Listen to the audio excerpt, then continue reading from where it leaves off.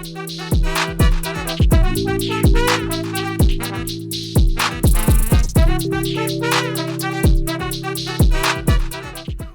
back to Free Thinking with Montel, the podcast where we explore stories, ideas, and experiences shaping our society and humanity at large. Today, I'm thrilled and truly honored to have a guest whose life and work exemplify the purpose and power of purposeful living, compassion, determination.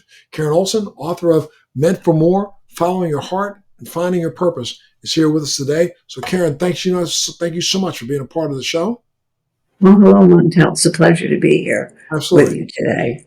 Oh, for sure. Well, Karen is not just an author, but a pioneer in social advocacy, particularly in the fight to end family homelessness. She's a founder and the CEO emeritus of Family Promise, a remarkable initiative that has transformed lives, bringing together over 1 million volunteers nationwide to support homeless and low-income families.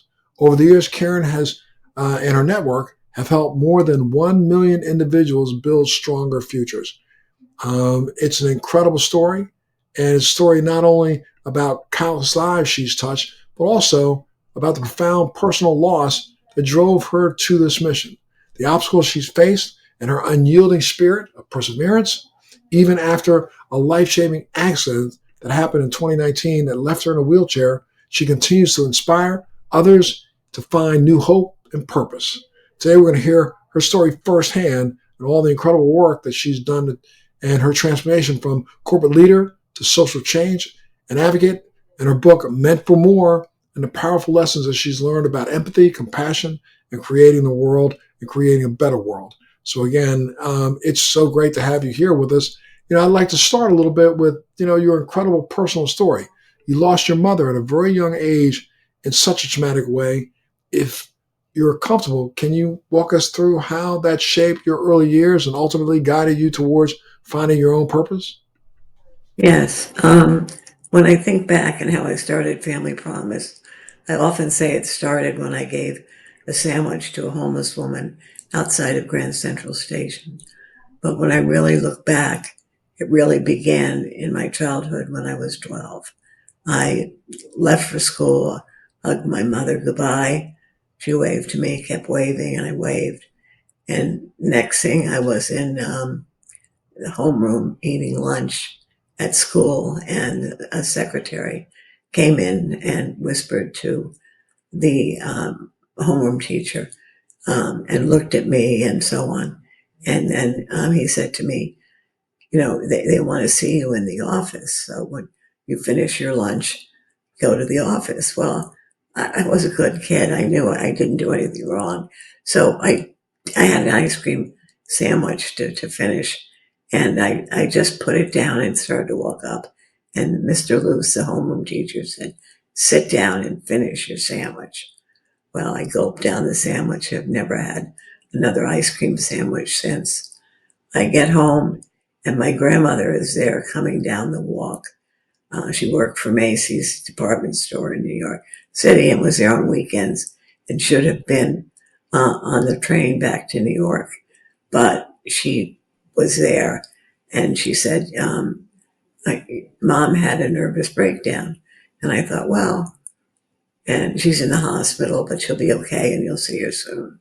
So I wasn't too worried about that because I've heard, women in the suburbs often have nervous breakdowns. So I wasn't worried until 2 days later, my father stood in front of me, and I was on the sofa curled up watching TV, and he stood in front of me and he said, "Mommy died." And, and so I, stood up and began pounding his chest with my fists.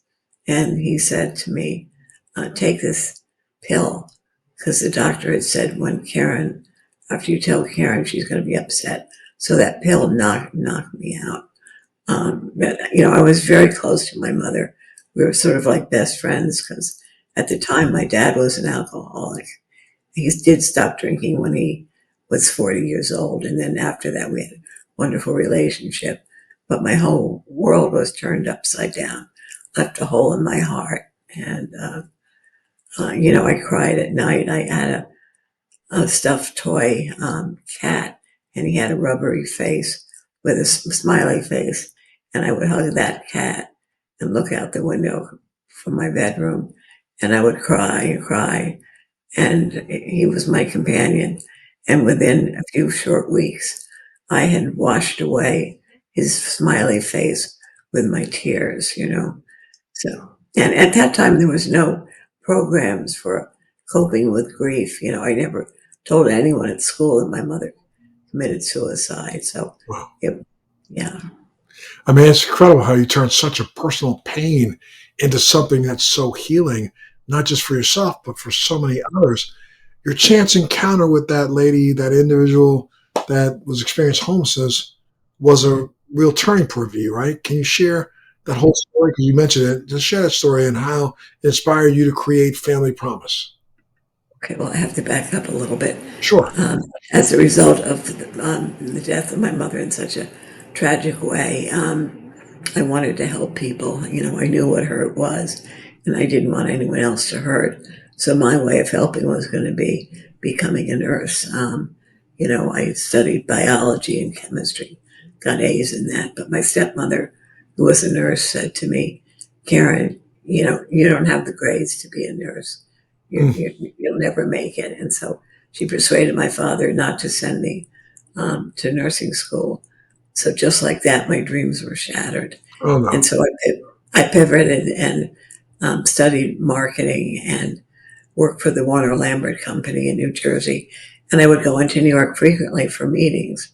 And this one day, I was about to pass a woman who was sitting outside of Grand Central Station on a crate. She was probably in her 70s. She was frail. She always looked down. And I had seen her before. But like a lot of homeless people, I never looked at them. I was afraid to look at them. I passed by, you know, very, very quickly. I was told when I was young by my grandmother that people like that are dangerous. They want to be that way. Sometimes they have thousands of dollars packed in their bags. So I, you know, wanted to avoid people who were homeless. But this day, I can't tell you why. Maybe seeing this woman before got to me. So I ran across the street and I got a ham and cheese sandwich and an orange juice for her. And I was just going to drop it and run because I had a meeting to go to. And but when I came back, she said, you know, thank you, God bless you. I haven't eaten since yesterday. And I stayed there talking with her a little bit. I learned a little bit about her life. She had been married. Her husband was a chef. He died of a heart attack. They had no insurance. She probably had some mental illness, but she was left alone, you know, on the street. And that sandwich, you know, giving a sandwich is nutritious, but it also says you care. And she took her hand and took my hand in hers and was holding her hand. And at that point, I realized I had crossed an invisible line. You know, I was told you don't go near homeless people. And, but I crossed this invisible line, and I guess my spirit told me that's a thing to do. Of course it is. You see people who are lying on subway grades, they're huddled in the doorway, and you know sometimes they don't even have any shoes on, they're suffering. Of course you want to help. I mean, that's the line I crossed. I couldn't deny, you know, that these I was before I denied that these were even humans. You know, they were the backdrop of New York City. But now that had all changed, meeting Millie and holding her hand like that. So I know it would never be the same. So I went home and I told my sons about Millie. My sons then were 10 and 12. And they said, Mom, why don't we go into New York and find more people like Millie and give them sandwiches? So we made 25 sandwiches and decided we would roller skate within Central Park and give the sandwiches to anyone we thought could use one. We did that, and but we exhausted our supply of sandwiches all too quickly. So we realized that many people in Port Authority bus terminal who were sitting on benches were not waiting for their bus. They were simply homeless. So the next Sunday, we brought in 75 sandwiches and we concentrated in Port Authority bus terminal. And we got to meet people like John and Abe and Lucille and Andy. And we heard their stories. You know, Lucille, she lived in under the escalator in Port Authority, and she was in her probably her late 70s. She was frail, battery is running out, but I got to start over. She lived under the escalator in Port Authority, and she had a little cat in a bag that she kept, and she was dressed very nicely, and she wore jewelry, you know, vestiges of her past. And she would say to my son, Doug, you know, Doug, you study hard. You don't want to end up homeless like me. But on her bad days, probably when she was off her medication, she thought we were the CIA or the FBI and was screaming at the top of her lungs. And we met others like Arthur, who told World War II stories to my sons and wore medals pinned the inside of their jacket.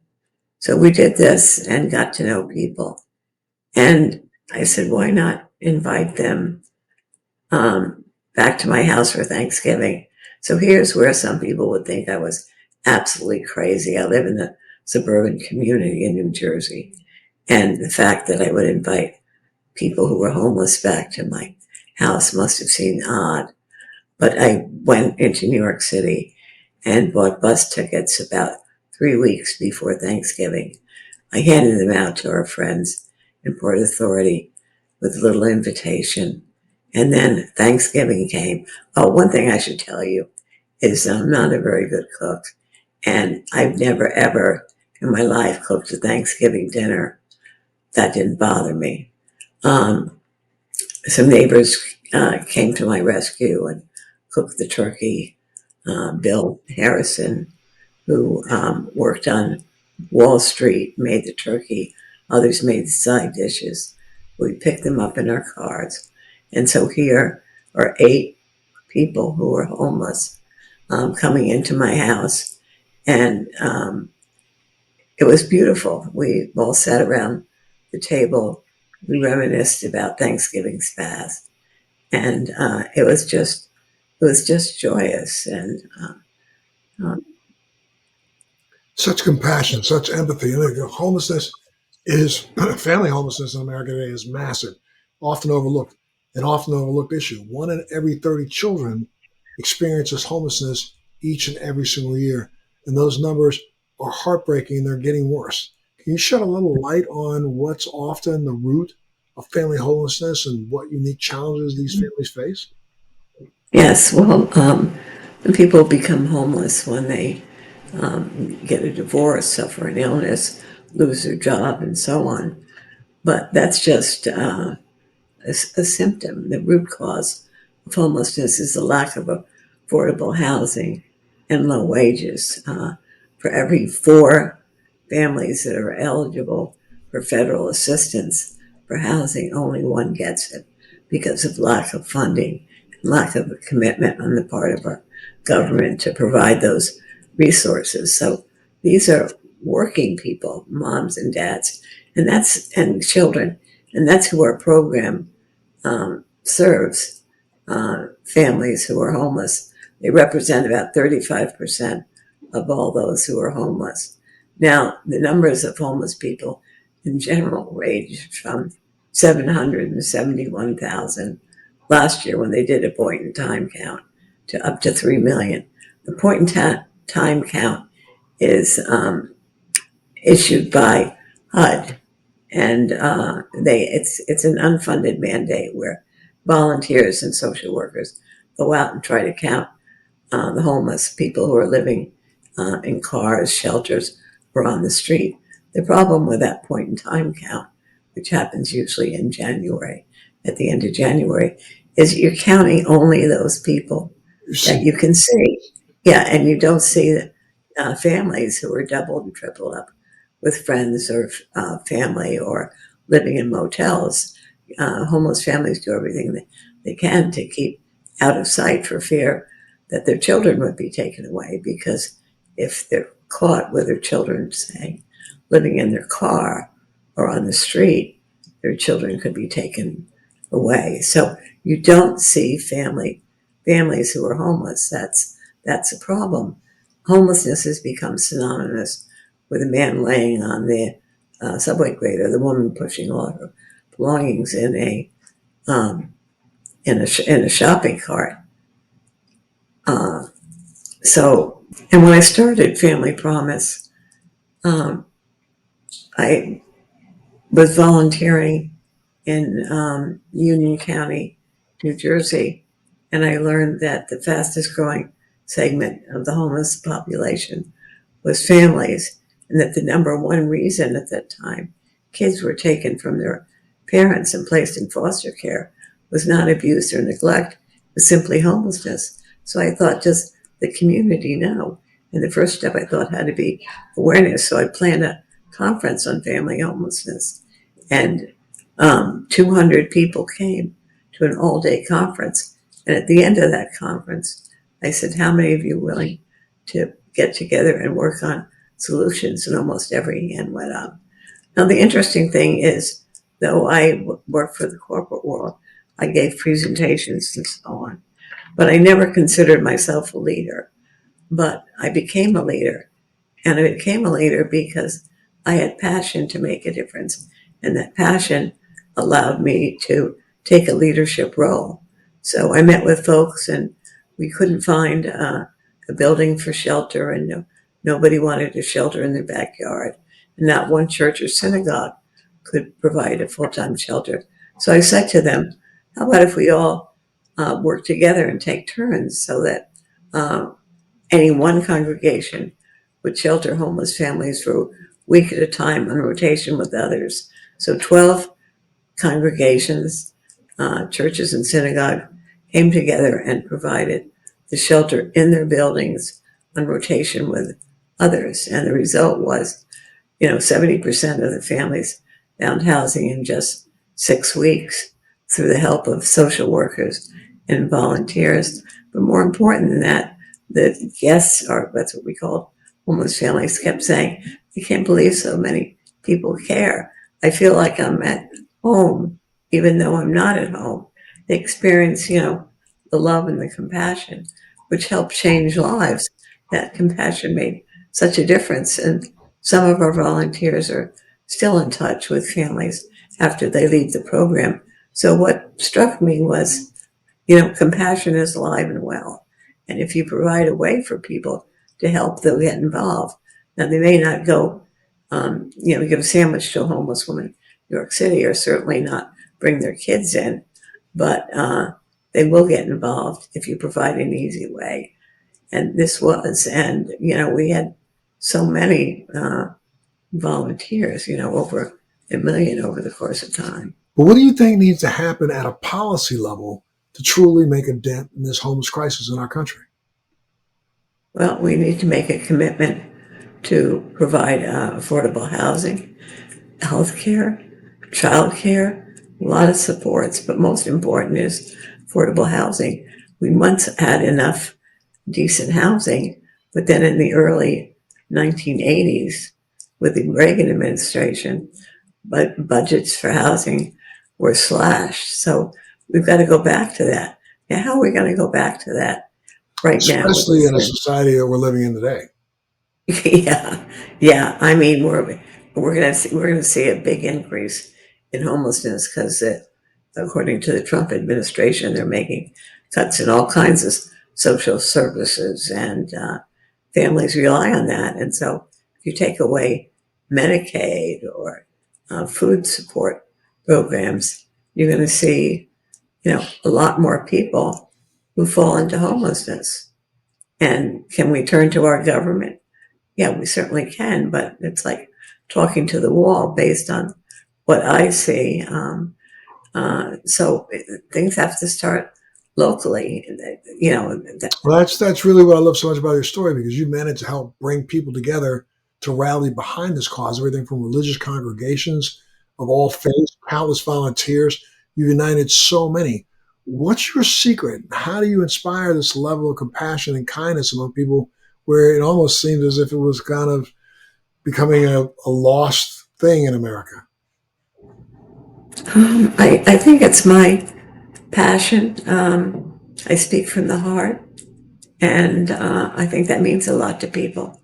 There are no barriers between me and the people I speak with. I just open up my heart and I speak with passion, but that's not enough. You then have to have a plan.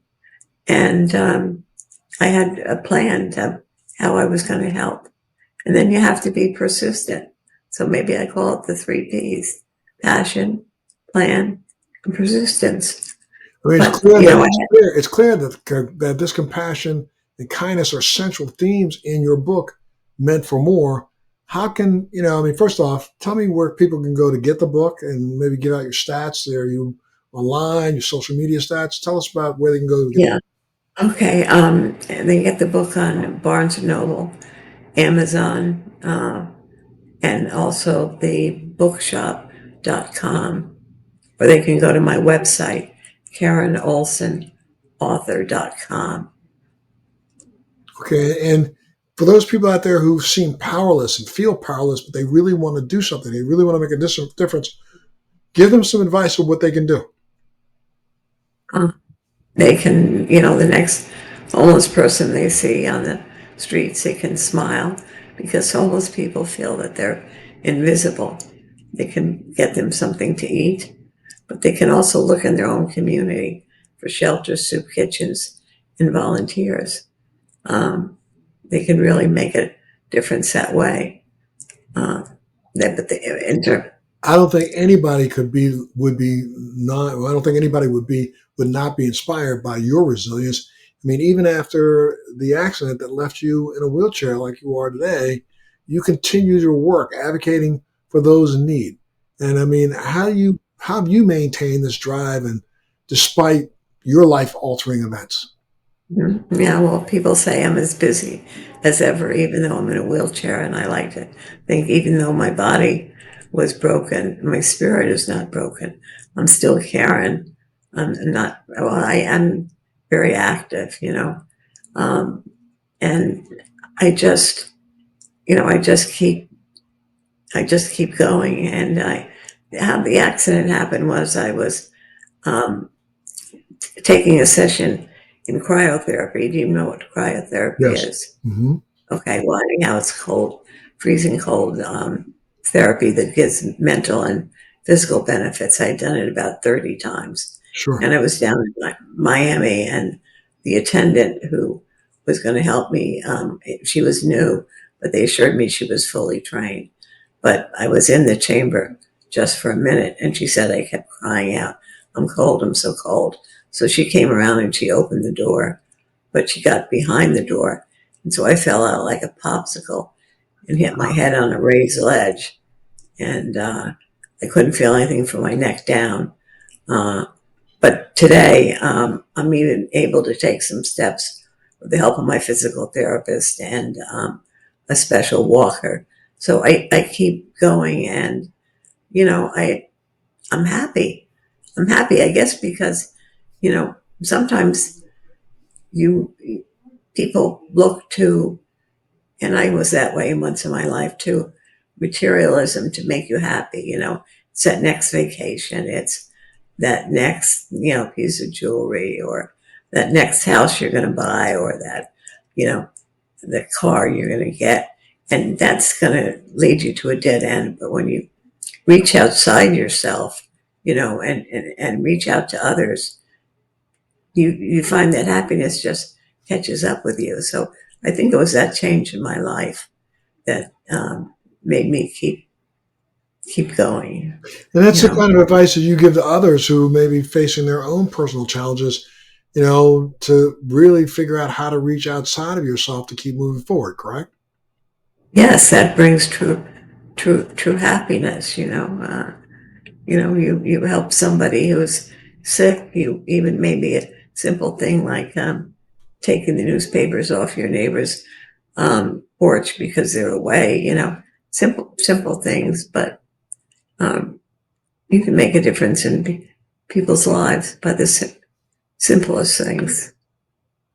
I know one Well, day well, I was just going to say, it's very interesting because today my wife, who literally is probably one of the most empathetic and compassionate people that I've ever met in my life, she came upstairs today because she was out walking our puppy. We live in Florida. And she was walking a puppy and she came upstairs. She said, I keep seeing this lady, this homeless lady, and she's downstairs. So I'm going to go, we got all the stuff in these drawers. I don't know if she's eating. Let me just go dump it off. So, I mean, she put together a shopping bag like this big of like granola bars, wonderful. everything that we had, a couple bottles of water, other things in Yeah. the bag. And she went downstairs and then she called me on the phone. She goes, I can't find her. And because what had happened was a truck had pulled up where the lady was at. So they moved away. So then she walked about 3 blocks and she found her. But unfortunately, when she found this lady, she probably is suffering from some mental illness. And so she was like, no, no, no, no, no, don't come near me, don't come near me. So instead of leaving it there because she didn't think that the woman would really go through it, she was taking walking back, and she passed by a group of two homeless men who were sitting there. And she said, do you guys want something to eat? And they said, yes. And so she just gave them the whole bag, and they were like so appreciative, and I mean, it's just, she came upstairs. Of course, I commended her on the fact that she just didn't give up in trying to help. Yeah, that's beautiful. So she got everything together and then was able to give it to the two homeless men. Yeah. Yes, yes, yes, yes. Because these guys, How do you think that made her feel? oh my goodness, she was over the moon. Yeah, yeah. Because Yeah, again, it's just, I think for her, the fact that she didn't give up and she continued to yeah. try to seek someone out that needed help. Did it say make her feel good about herself? No, it made her feel good that she could help someone else. Yes, yes. Yep, I understand. Yeah, what role has community played in helping you rebuild and find strength during your difficult times? Well, I have some friends, but I do a lot of speaking, and I do a lot of speaking at churches and synagogues. And when I do, everyone is so appreciative. Today, And I you ran into a and you continue to do this in your wheelchair, but you go ahead out there and you speak and you continue to try your yes, best to help, right? yes, I do, yeah.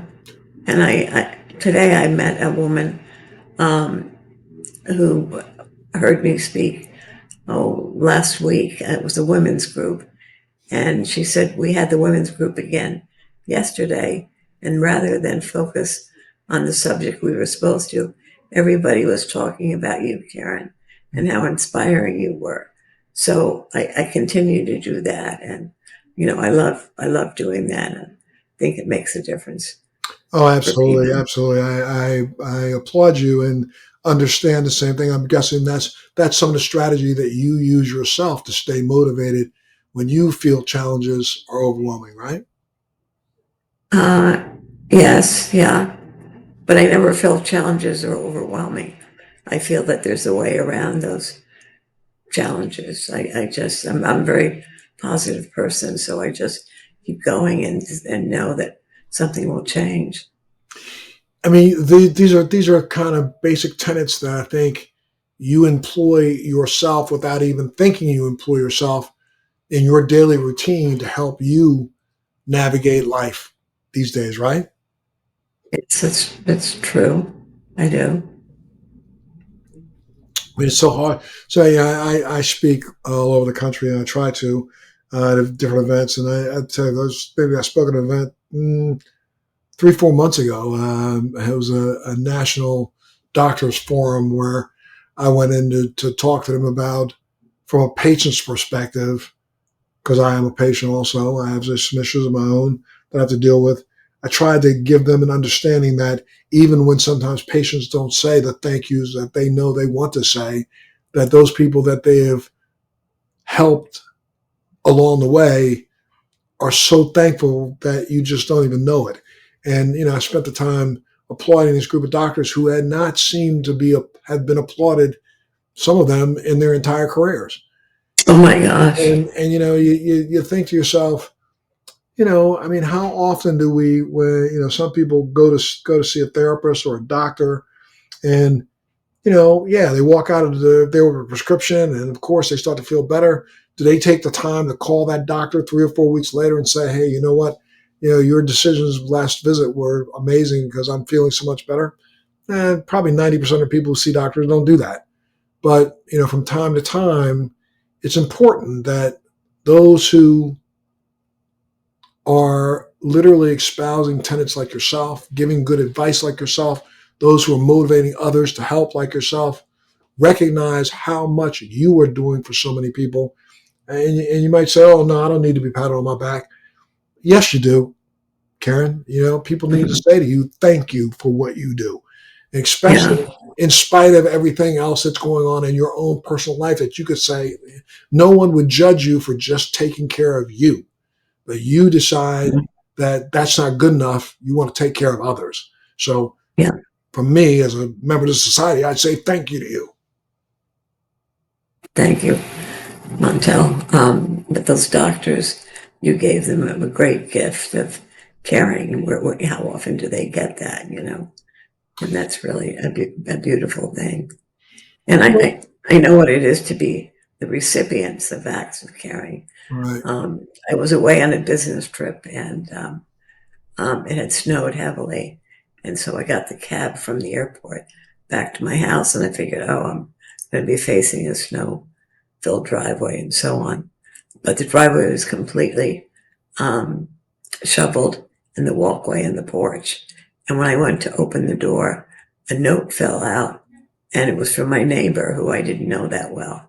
He said, I hope I didn't miss anything up, but I knew you were away, so I shoveled your driveway. So I got that note and I put it down, and it kept um, coming up again, and I couldn't bring myself to throw it away. I don't know where it is now, but I just couldn't throw that away because that act of kindness on his part meant so very, very much to me. And the fact that Absolutely. I didn't know him that well. And I'm sure you probably sent him a note thanking him for that, correct? I did. Well, Sure. yeah, I called him. I called him, yeah. I mean, what advice would you give someone else who feels like, maybe, let's say, giving up in the face of adversity? What would you say to them? Because so many people in your situation who've been through what you've gone through.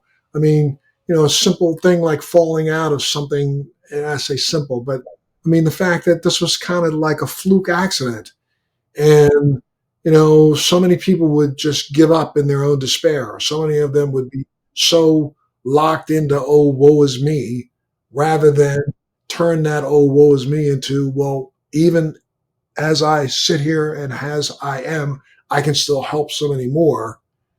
That's the kind of thing that a lot of people don't actually consider. And so, what advice would you give someone right now who's watching this, who thinks that their life has been, turned in the wrong direction and they will never overcome this adversity? What would you say to them about Okay, backing I up? can tell you. Yeah, I can tell you that during my 20s, I suffered really terrible depression. And it was hard sometimes to hang on. And what I saw is that things change, that nothing is forever.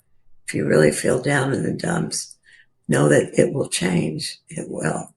That's the important thing to know, and to hang on, to talk to a friend, to see a counselor, and then eventually to reach out beyond yourself. It's very interesting that you say it that way. I recently, I don't remember even where I heard it again, but the silly little, not silly, but the song, "The sun will come out tomorrow." The sun will come out tomorrow. Yeah. I mean, it's a fact. I mean, I think that anybody who is sitting there right now, maybe watching this, wallowing in their own despair, they don't understand that if you just stop for a second, as quickly as we can spiral ourselves down into an abyss, positive thoughts in our mind and our heart can spiral us out of that abyss.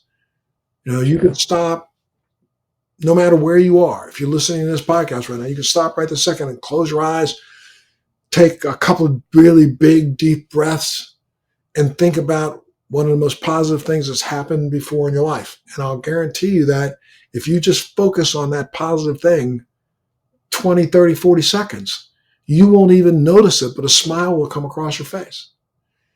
And that's how the thought of, if you just stop and recognize the sun does come out tomorrow morning, ain't nothing you can do to stop it. It's going to come out tomorrow morning.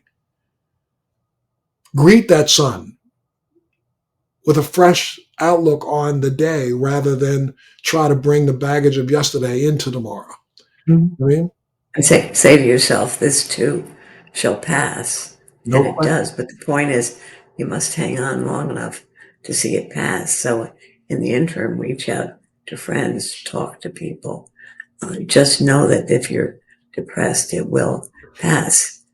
Seek help from a psychologist, but It is most of all, possible. It is possible to find joy and fulfillment even in the face of hardships. Correct? exactly.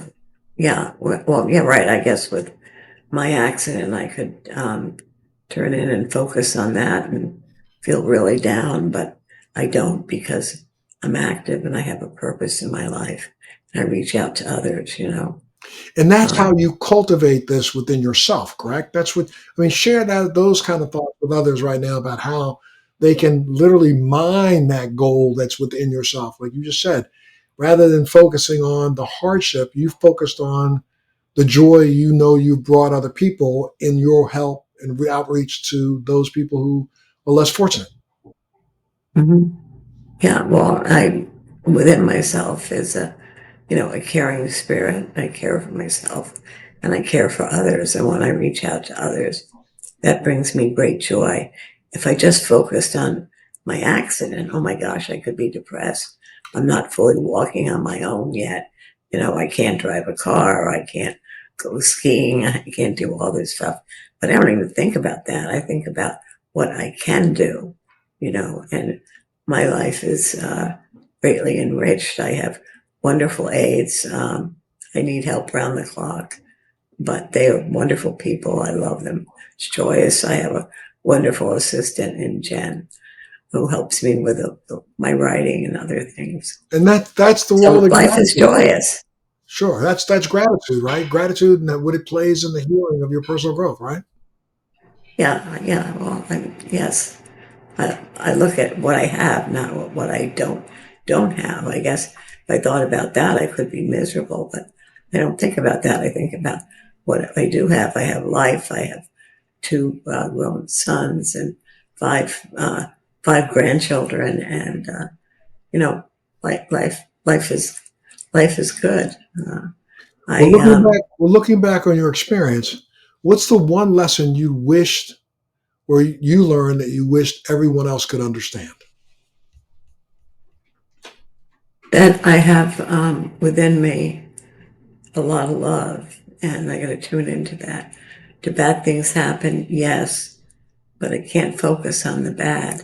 I've got to go deep within inside myself, and experience that overwhelming love, love for other people, love for God. Uh,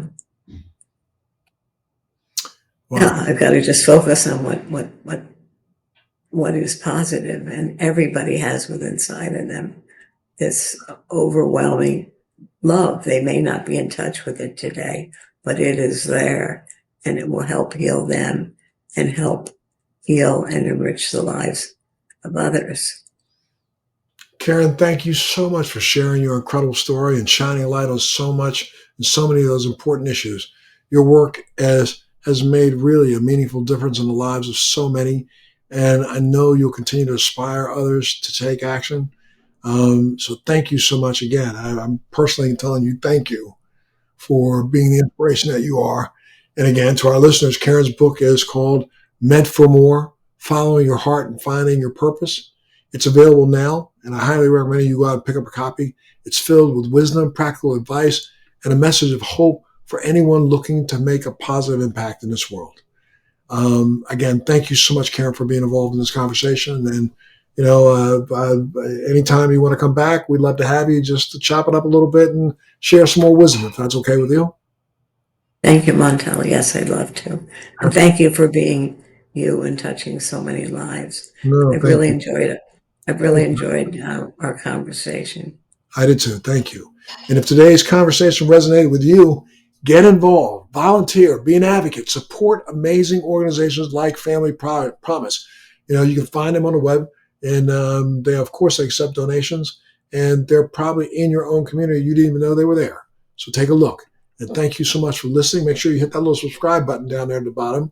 But thank you for being a part of Free Thinking with Montel. And until next time, stay compassionate, love that family of yours, stay really resilient, stay inspired. We'll see you next time.